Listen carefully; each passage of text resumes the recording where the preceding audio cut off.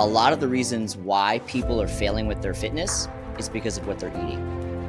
Because the foods that they're eating is making them lazy. Okay? So if they fix their food, their hormones improve, their energy improves, they start to have more ambition, men's testosterone starts to increase. So then they have more energy and ambition to get in the gym, to wake up early, right? When you're eating cleaner, your sleep is better. So you sleep deeper and wake up feeling more restful and more energetic. Welcome to the podcast. Nathan Newberry here, your host. I have Daymond Sewall here. We're just about to jump into his life and his origin story. Looking forward to you hearing that. But before we do that, I want you guys to click a free gift and training down below here in the show notes that I want to give to you. Because if you're a coach or someone that's wanting to build an audience and authority online, there's some specific things around how to market, how to sell your products and services online and build a brand. And that's what I want to teach down below. So if you are someone that's wanting to start or scale their audience, check that training down below. It's going to be super helpful and a good gift for you.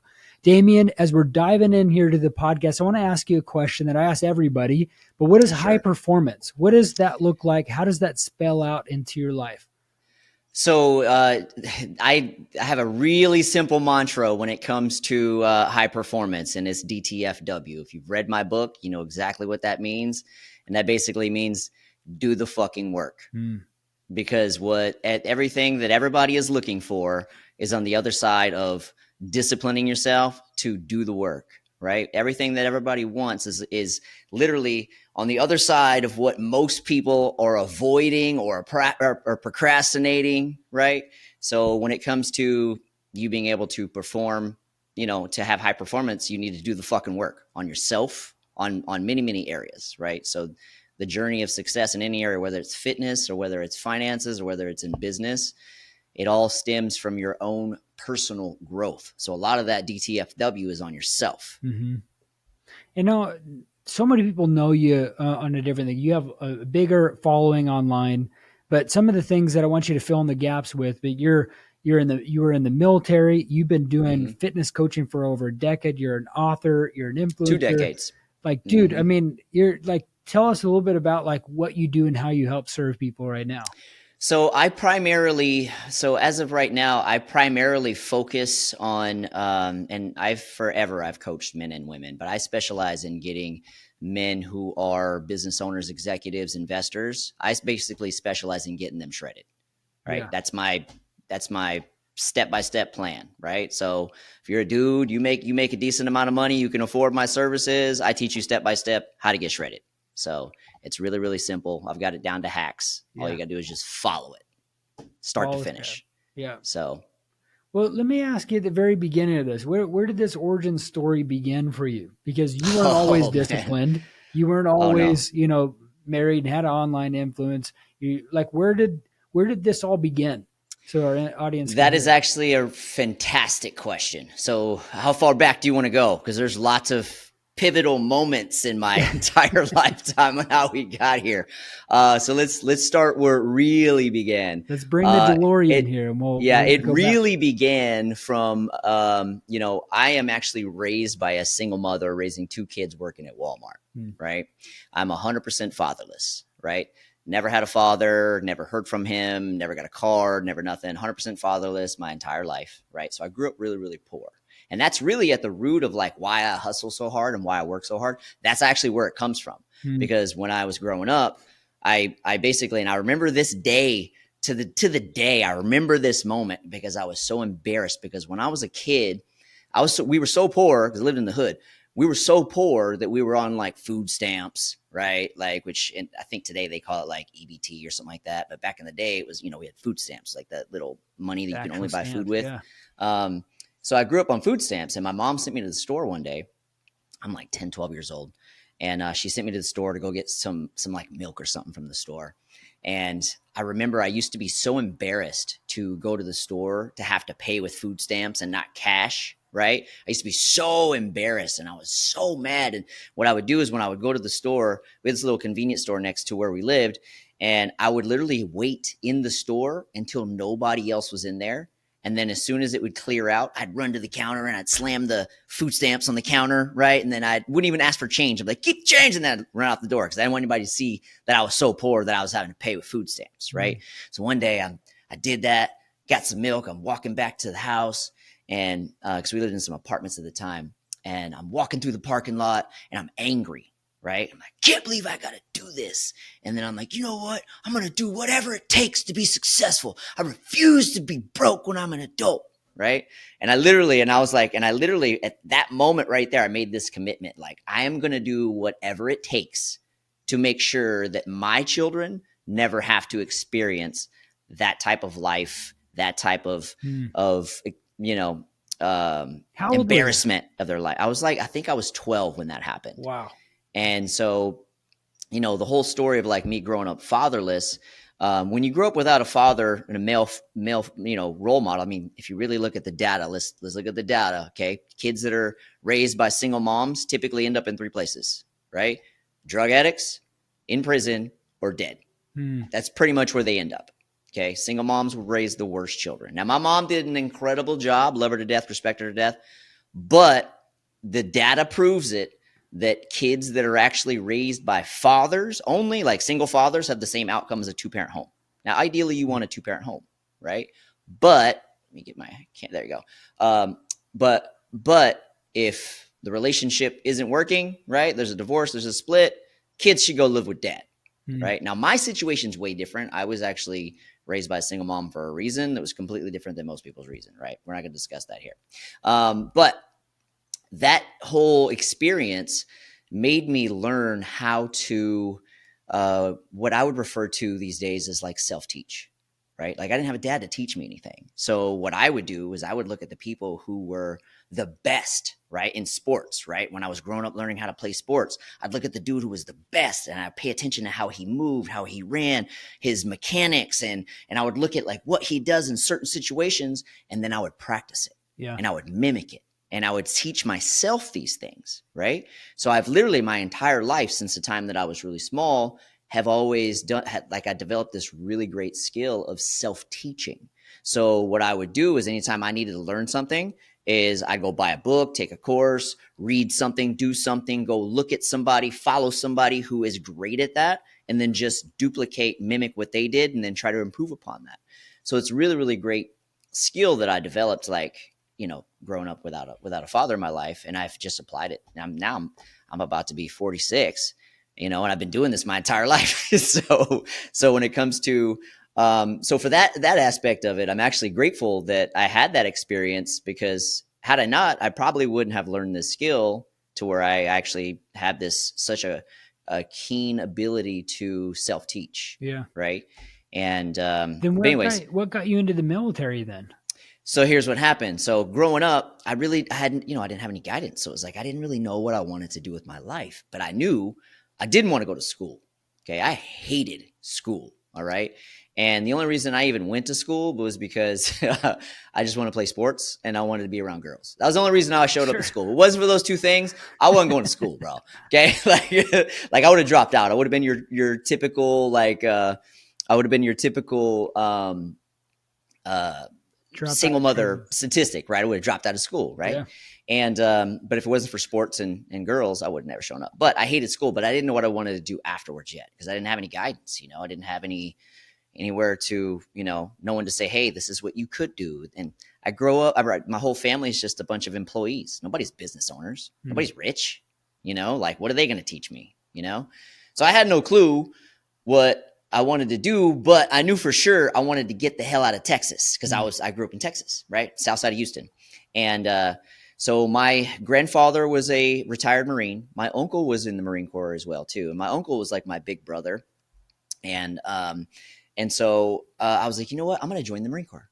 And so I actually enlisted a year before I even graduated high school. I had to have my mom sign for me because I was a minor still. And then as soon as I graduated, and that was my way of getting out of Texas, right? I had no idea what I was going to do with my life still, but I knew I have 4 years to figure it out, right? So I joined the Marine Corps, came to California, and when I came out here, and the first time I actually came out to Orange County, I fell in love with it, man. And I was like, I am living there somehow, someday. I don't know how I'm going to get there, but I'm living there. That's exactly where I want to live, raise my kids. Like that's where I'm going because it's so beautiful out here, man. And people are beautiful. Everything's beautiful out here. And so when I went to the Marine Corps, did my 4 years, and then I got out and I was lost. Like dude, I still don't have any guidance. I'm like, I don't know what I want to do still, right? And I ended up, and then the town that I was living in, right outside of base, because I was stationed out in 29 Palms, which is a little bit east of Palm Springs. I was living in this little tiny desert town, which is basically a shithole. And there was really no jobs out there. It's like work at Walmart, do construction, or work at a gas station, right? I did construction for a little while, and I was like, nah, I ain't doing this. No, yeah. And then I got a job working at the gas station, right? So I go from being a Marine, like, oh yeah, I'm a badass, to I'm working at a gas station. I'm such a loser right now, right? But I had there was really no other options, you know? And I still had no idea what I wanted to do with my life. And then what happened was I did that for a few years, and I was still looking at like, what am I going to do? I knew I didn't want to do that forever, right? And then I ended up getting a job as a bartender. And then I started doing that, and then left the gas station thing. Actually, right before, I was doing both at the same time. And right before I actually left the gas station was when I actually started getting my personal training certification, right? Because one day I had actually got home from work and I saw a 24-hour fitness commercial, and it was like something, you know, give our personal trainers a call. And I was the kind of person I've been working out my entire life, literally since I was like 8 years old. Like I've all played sports, super athletic, always worked out. When I was in the Marine Corps, I used to work out like 5 hours a day. Okay. Like a freak right now, just so you guys know, you don't need to work out that much to get in shape. Okay. It doesn't require that much time unless you're eating 10,000 calories a day of fast food. Like I was when I was in the Marine Corps. Okay. I don't eat like that anymore, but anyways, I saw that commercial and I was like, boom, like, oh my God, that's what I want to do. I should be a personal trainer. It's in the fitness industry. I get to work in a gym. Oh my God, it'd be an amazing idea. So I called the nearest 24-hour fitness, which was like 45 minutes away at that time. And I'm like, how do you become a trainer? And they were like, get a personal training certification, then give us a call, we'll set you up for an interview, blah, blah, blah. And then boom, that's how that happened. So then what ended up happening was I ended up moving closer to where I was bartending, which was actually right down the street from that 24-hour fitness. And I was actually doing both at the same time. So I started at personal training, right? And then I was bartending at the same time. And then I eventually moved out to Orange County. And then I was just doing that full time, worked my way up through that, was a fitness manager. And then I had pivotal moments there too, which led me to start my own business, because we had like a new CEO that came in and he changed our compensation plan. When he changed our compensation plan, I'm the manager that hit his goals every month. Okay. Never missed.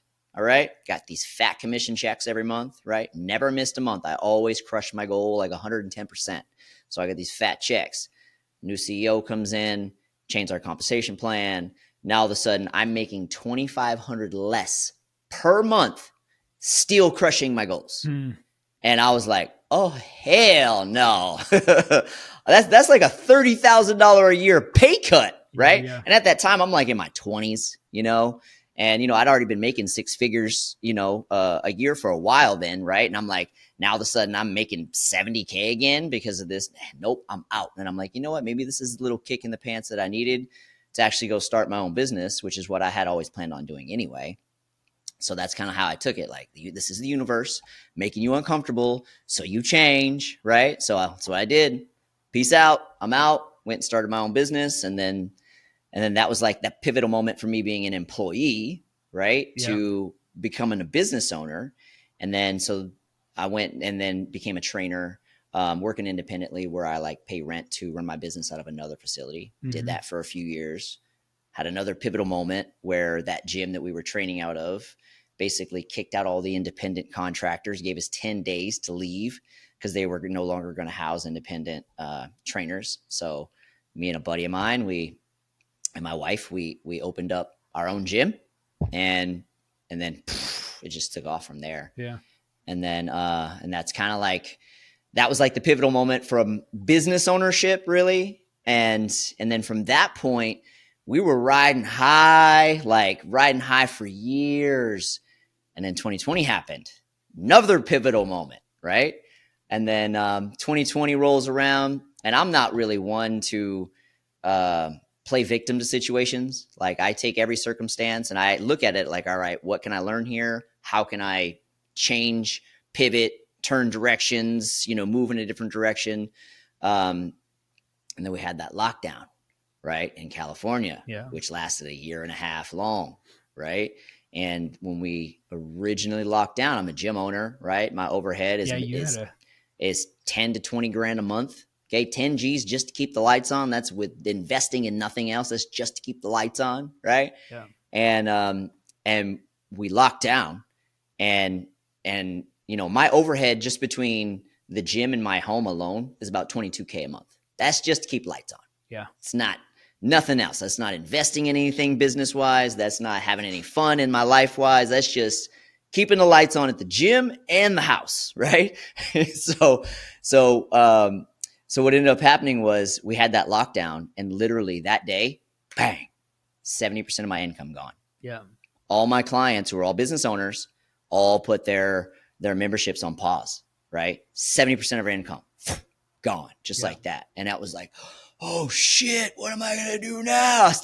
I still got to take care of the family. I still got to keep everything going, And then so totally, I totally was just like stressed out of my mind. And then that was another pivotal moment where I was like, all right, we're locked down. I know what's really going on here. I know we're probably going to end up staying locked down at least until the election happens. And I'm like, I'm going to have to change gears and switch in a completely different direction. So I'm like, all right, we're probably going to be locked down for a while, but Texas and Florida are open. So I was like, let me focus on my online coaching side, because I already had like an online coaching business, but it was like really small because I didn't really focus on it. Like, I really preferred and loved coaching in person. Yeah. And then when that happened, I pivoted and I started running ads. Remember, we were talking about before we hopped on here, digital marketing, right? Yeah. I started running ads to Texas and Florida, right? Lost 70% of my income in the gym, right? Start running ads to Texas and Florida. They're wide open. And then started building my online coaching side, and right?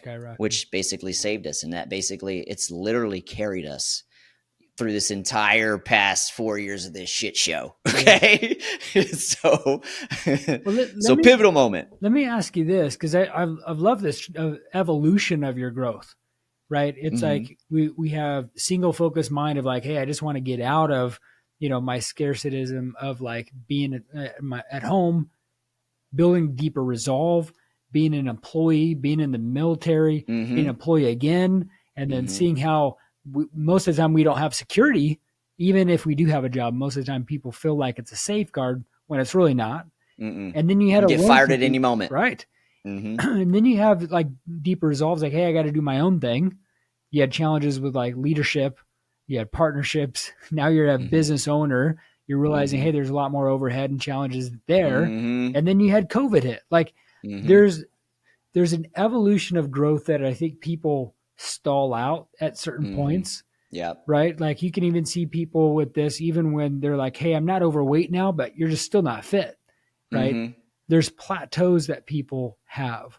Talk about this mindset. Was this your wife pushing you? Was this you pushing yourself? No, it's all me. Coming from? Like, why? All me. Why have this tenacity? And here's a lot of it stems from the there's a few things. Okay, it all stems from how I grew up. Right, like growing up so poor.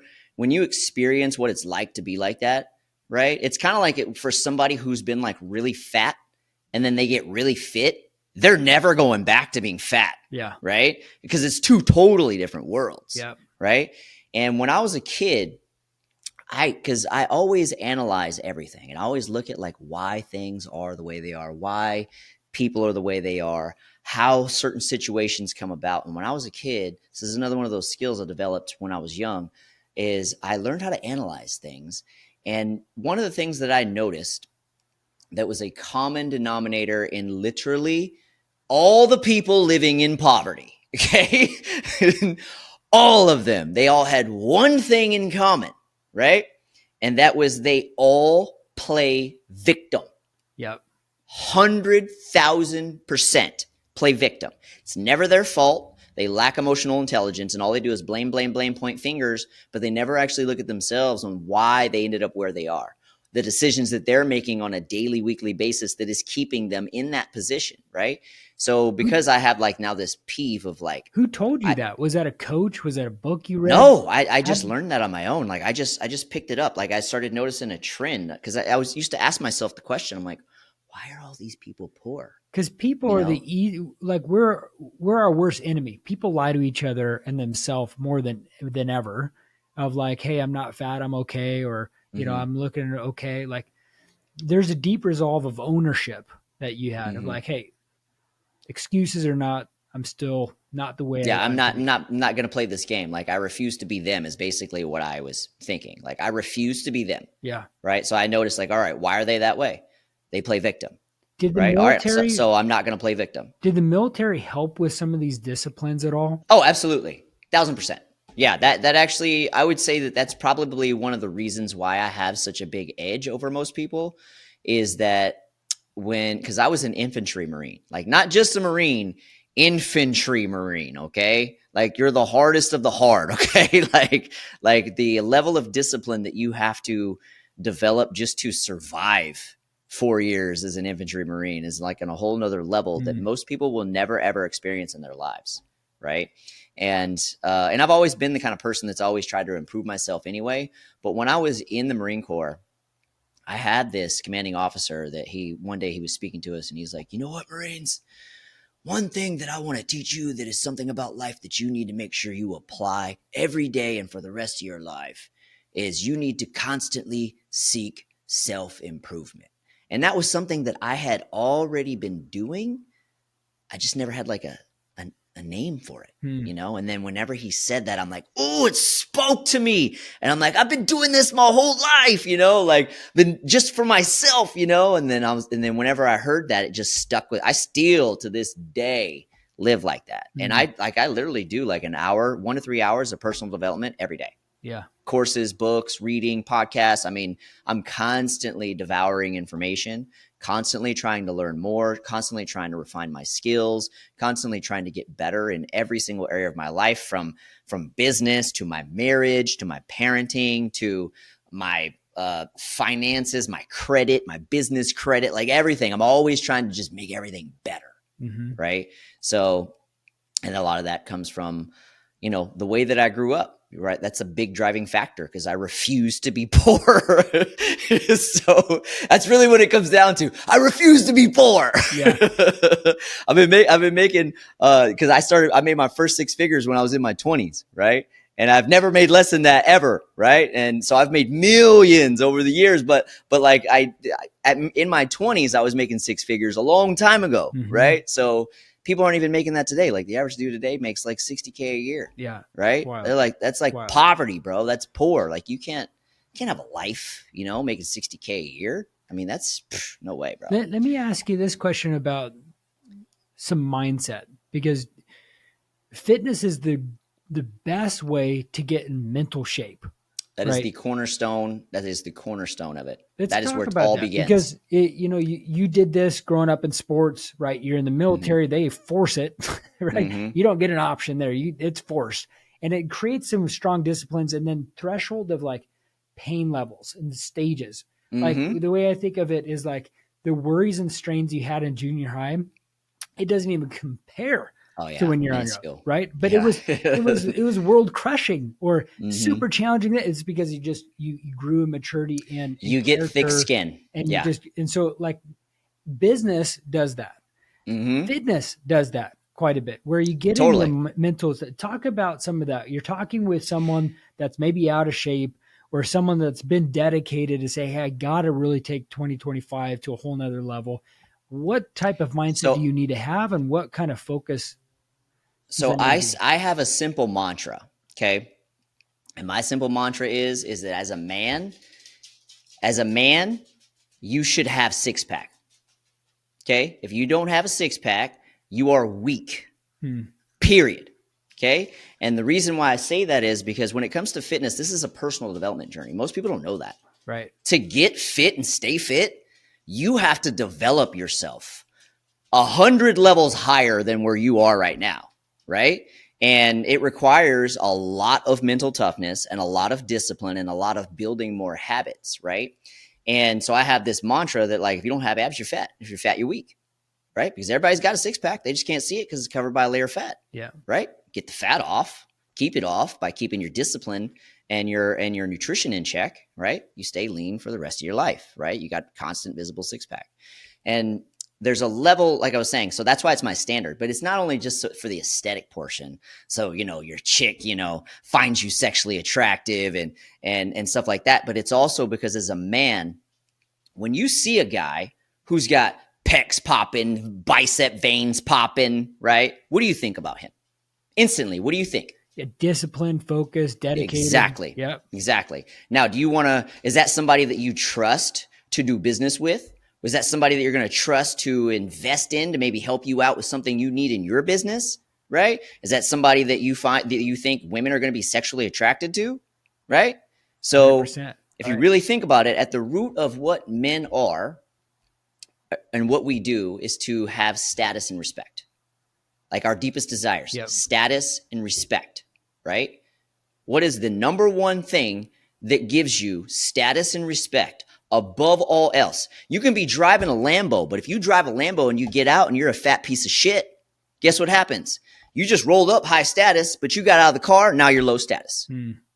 It just voided it out, right? So, but when you show up, you could be wearing a $7 t-shirt, right? Pecs popping, bicep veins popping, right? Now all of a sudden, boom, you're high status, even if you pulled up in a Honda, because everybody knows how hard getting fit is, right? So it's a whole nother level of status. And that's why they say, like, being in shape is like the ultimate status symbol, because you can't buy it, right? You got to earn that. You got to put the work into it. You can't, it's like, in business, you can go get some funding and capital from banks and invest in a business that's already cash flowing, right? You can do that easy, right? But when it comes to your body, you can't buy it. You got to go get it. You got to develop it. You got to put the work in. You got to put the reps in. You got to put the time in. You got to sacrifice things, right? And that's why people who are out of shape are here, right? But to get visible abs and visible muscles, you've got to develop yourself to where you get to here. Yeah. And it's all mindset. It really is. It's just all mindset. It's a big mindset shortcuts shift. Or not the shortcuts. What are the shortcomings that people have when they're trying to deal with this? What are the challenges that people face most and how to overcome it? The biggest problem when it comes to fitness that people do is that they are trying to hold on to their old habits. They're trying to keep eating the same shitty foods. They're still trying to enjoy the same entertaining things, right? They're still putting their workouts off to the end of the day. And guess what happens when you put it off at the end of the day? I'm tired. What happens? Yeah, just I'm tired. I'm tired. I'll go tomorrow. Okay. Bitch, you've been saying I'll go tomorrow for 20 years. You haven't gone tomorrow. Okay. You ain't going tomorrow. Right. Yeah. And that's why, like, for most people, I recommend that they train first thing in the morning, early, before the world wakes up, before the kids wake up, before everybody wakes up. Because if you do that and you get in the habit of doing that, you get to invest in you first, right? Your stuff's done, right? Because if you put it at the end of the day, you're going to miss it constantly. My clients that train early morning, consistent, shredded, jacked, look incredible, right? My evening clients, not. Because they miss workouts all the time, right? They're totally inconsistent, right? Now you compare my morning clients to my evening clients, right? It's completely different. For one, it's a completely different mindset. The morning people have the I will do whatever it takes mindset. Yeah. And that is what you're asking a second ago. That's at the root of it. That's what it is. Let me talk. You have to have I'll do whatever it takes for however long it takes mindset. It's a relentless grit, grind. There's no giving up. Like, you have to be willing to do what it takes. And in order to succeed, it's going to require sacrifice. You can't succeed without sacrificing something. And let me lean into this too, it's an identity shift, right? Completely. And so yes. I think it's like where you're at right now, whoever is listening to, it's like, if you're not successful, it's like, start with it being in the gym. If you can focus on being disciplined and in the gym and dedicated of like, hey, if I'm going to work out in the morning consistently every day, it requires me at the night before to go to bed. So I have actually energy to wake up to be that discipline. And then it's like, now it's not, every week it's, out to eat with the boys. It's like, it's different of like, now my identity shifts. Like, I don't eat there, or I don't eat that. You just hit it on the head right there. You just hit it on the head. That's actually my phrase. I coined that shit like 20 years ago. Okay.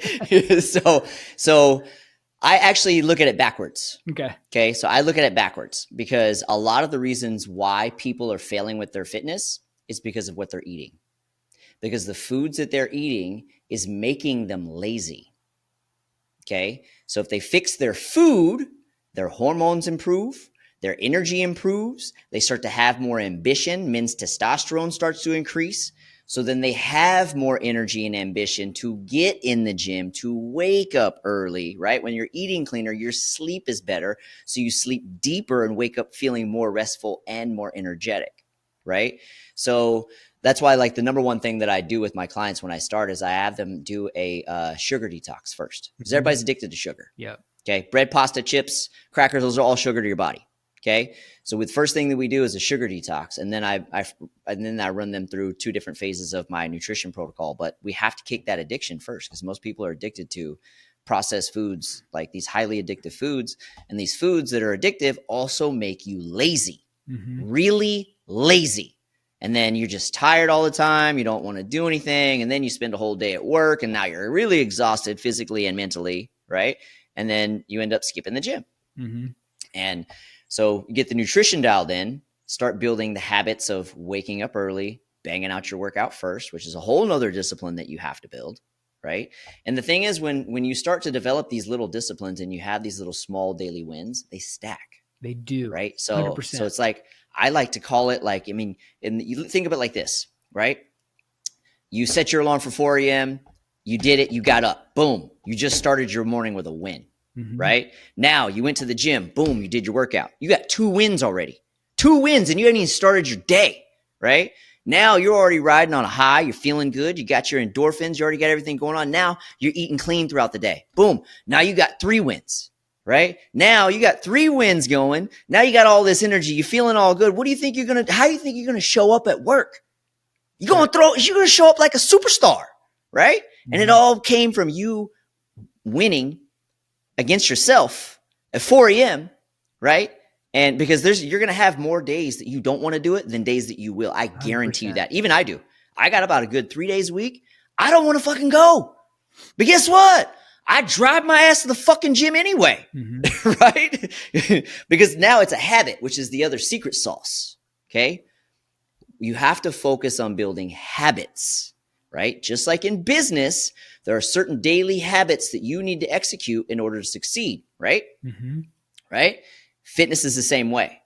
You got to focus on building fitness habits. And once it's a habit, and which takes on average a minimum of 66 days straight, okay? So if you plan on working out, first thing in the morning every single day, you got to do it for 66 days straight before it becomes an ingrained habit. And once it is, it's easy. Yeah. It's easy to stay on track. It's just as normal as it becomes a part of you, your identity. Totally. Yeah. Totally. Yeah. And exactly. And that just becomes who you are. And like you said a minute ago, when it comes to how you're eating, when you're talking about how you say, I don't eat that, that's actually one of the things that I teach my people is you have to adopt that mindset. And it's part of your identity as well, too. I don't eat these things anymore. Right. The old me ate that.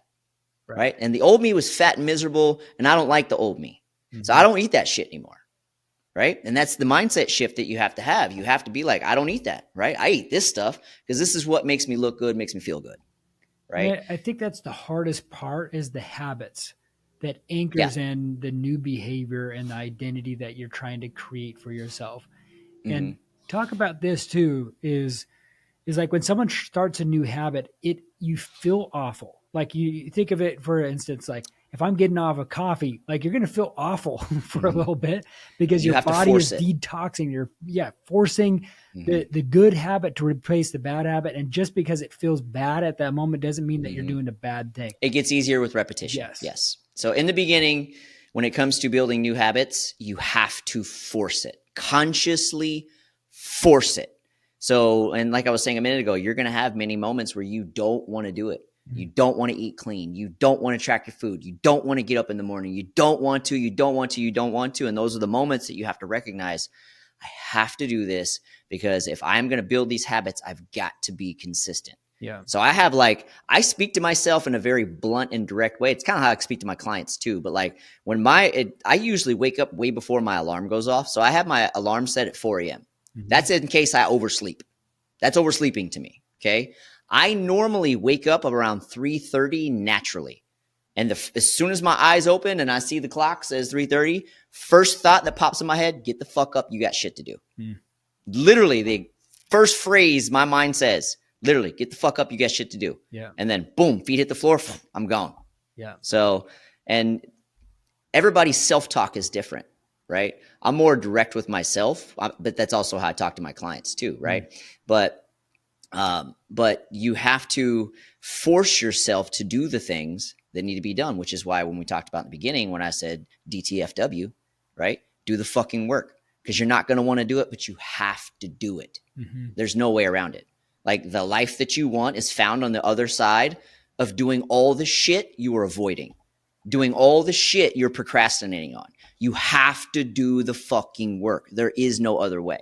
Like you can't be Kobe Bryant without putting in the 8 hours of working out every single day for 20 years, right? Like you can't be the Jerry Rice without working out 3 or 4 times a day for decades to become Jerry Rice, right? Like you ain't going to be great until you put in those reps, just like with podcasting, right? Like with podcasting, when you start getting 1,000 episodes in, you're going to be rocking and rolling, right? Because you got the reps in. That's right. Right? So you got the systems down. And that's fitness. That's right. Got to put the reps in. Got to get the systems down, right? Just like in business, to become successful in business, what do you have to have? Systems. There's a particular way that you do pop, pop, pop, pop, pop, pop. Yep. Fitness is the same way. Got to do pop, pop, pop, pop, pop every day.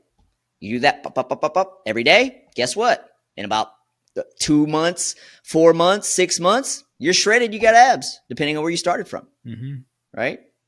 And that's basically how it works. But it all stems from your mindset.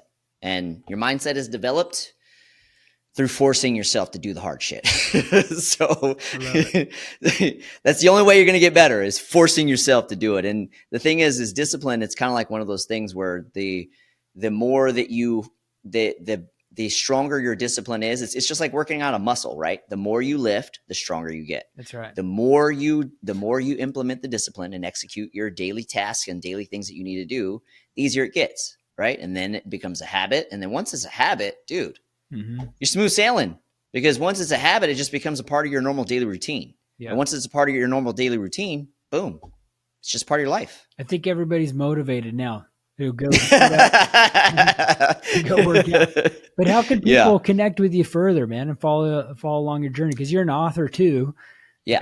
People need to know about your book and where to find it. Yeah, I'm the author of the book, The Shredded Executive. That one right now, I did actually have paperback versions of that, but now it's only ebook version. I just did a 2021 or 2024 update because I wrote the original one 10 years ago. So we've evolved how we do things over the past 10 years and made them even better. But you can follow me on my social media handles. I don't know if it's going to be linked in the description below or whatever, but yeah, you can follow me on my Instagram. If you got any questions, you can hit me up there. Follow me there, but just understand I talk a lot of shit. So if you are sensitive, okay, it's probably not the place for you because I don't pull any punches. I drop hardcore facts. There you go. Well, I appreciate you being on the show. Everybody, thank you for listening to the next episode here. And subscribe, like, connect with us. If you want more training about how to grow an audience, make sure to grab that down in the show notes too. And we'll see you on the next episode.